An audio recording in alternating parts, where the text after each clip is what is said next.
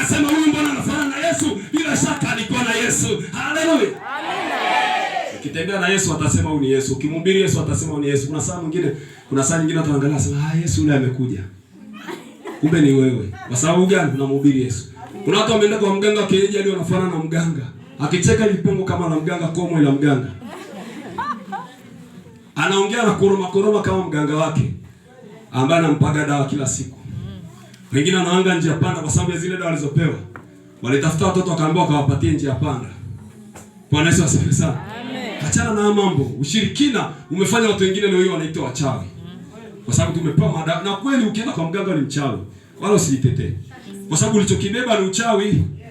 Ukibeba uchawi ni mchawi. Ukibeba utakatifu ni mtakatifu. Utaitwa kulingana na kazi unayofanya. Lakini Biblia imesema Mithali 22 mstari wa kwanza, ili kuchagua jina jema kuliko mali nyingi. Heri kuchagua